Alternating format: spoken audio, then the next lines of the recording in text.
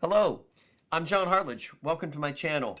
We're going to talk about some wine today around the Thanksgiving holiday. This particular holiday, I think, creates great opportunities for wine, but it also has some challenges because we have such a diverse gathering of guests and tastes and preferences.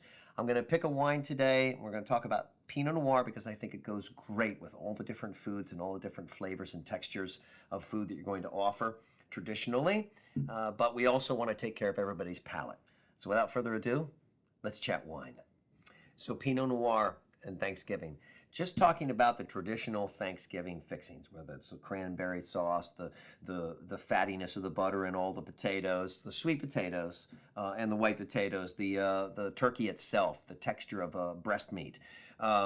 There's such a wide variety of textures and flavors that it's real nice to get a wine that has a wide variety of flavor profiles. And there's enough of a red wine character to relate to your red wine lovers, but also enough of a softness to the texture to relate to someone who doesn't like as heavy a bottle or as heavy a wine. Now, I'm going to open this bottle, and of course, going on 20 years ago, they've changed the foils so that they're not made of lead. When they were made of lead, they were very pliable. Almost, you would cut a little bit and it would never give you a paper cut. Well, if you want to be fancy, you take the knife out on your wine opener and you're going to just go all around the bottle. And that's usually I do it under that second lip. And then you cut a little and you pull that capsule off. But the problem is that all the capsules are now different materials, different aggregates of tin and aluminum. And sometimes, this is actually very nice, paper thin, but you could get a very bad paper cut. So the other option is to loosen that capsule and take the whole capsule off. You don't really need it.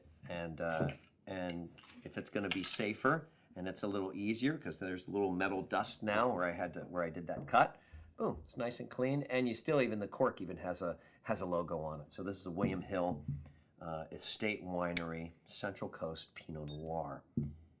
Get our corkscrew in there.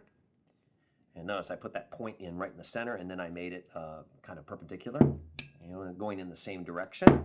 So get a little prep pop, and then all the way up. And interesting, the cork is a particle cork. So it's sealing the wine more like a twist-off cap would. It's not really giving it a chance to breathe through the cork. And this isn't the type of wine you'd necessarily want to age. But I chose this wine because Pinot Noir usually runs around 12.5, 13.5%. This runs 14.5%. So which makes me think that maybe it was grown not in the coolest section of Central Coast California. So Monterey on down to Santa Barbara. But usually about 8 miles, 5 to 8 miles inland from the ocean. Really cool, but once you get past that 8-mile mark, it does get pretty hot. And usually you have a grape like a Cabernet, Merlot, Zinfandel, Syrah do really well there because of that heat. This is a pretty high alcohol Pinot Noir, so it makes me think that it was either very ripe or there was some heat in that vineyard, which could make for a very interesting Pinot Noir. Again, not so light, but also not so heavy. The grape type making it not so heavy, but that extra ripeness, giving it a little bit of something. So pour a little bit and taste, and let's take a little sniff. It really does have the classic Pinot Noir nose. There's just that little bit of, I don't want to say burnt, but just that little bit of earthiness, which makes it great for all of the little mushroom influences in some of those bean dishes that you have at Thanksgiving. But also that earthiness is real nice with turkey. Really nice cherry fruit. So I did say there were other issues going on here with Thanksgiving, a lot of different tastes. You have one of the, maybe grandma coming to the house and she likes Moscato. One of the best white wines for turkey is Gewürztraminer. Don't be afraid of the name. It's in the Riesling family, but it literally means Gewürz means spice, Traminer means grape. Gewürztraminer is actually a village that it's named after. But it's really, really nice, and it does have a touch of spiciness, and usually not so dry. It's about in the middle. I wouldn't call it super sweet like dessert, but it does have a little bit of residual sugar, which makes it very easy on the palate. but it creates a feeling on the palate that really fills in the gaps from a little drier or drier tendency white meat from the breast of the turkey. Pinot Noir, like I said, is just a nice delicate texture. It's easy with food. So maybe she's coming, so you want to have something for her. Don't be afraid of Gewürztraminer or even a Riesling, as long as it's not too sweet. And for the red, if you got Uncle Sal, who loves his Cabernets or his big Italian reds, find a nice big red for Uncle Sal. If you want a wine that's going to apply both to some of the jammy sauces and the gravies, then don't be afraid of a big, nice 14.5% or 14% alcohol by volume Shiraz from Australia. You're going to find a great value, and you have a nice delivery of fruit in the glass. And again, if you're looking for everyday value, Paso Robles Cabernet. But if he really likes Cab and it's a special occasion, don't be afraid to spring $45, $50 for a really nice Cabernet from Napa. Just make sure it's not too young, and don't be afraid to decant it. That'll really kind of open things up.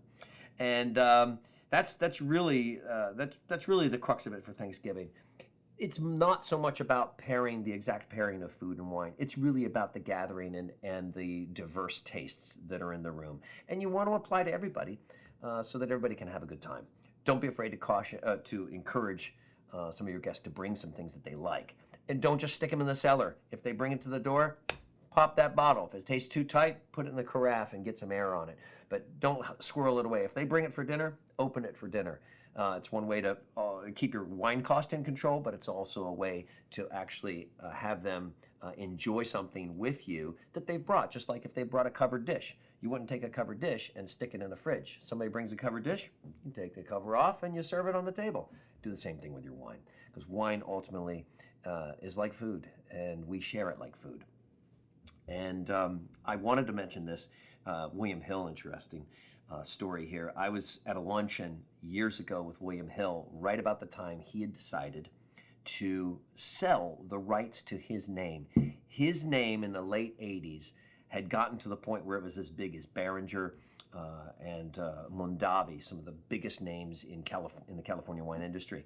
And he decided to sell the rights to his name so that he could do some other wine ventures, and has gone on to do some amazing things with wine. William Hill.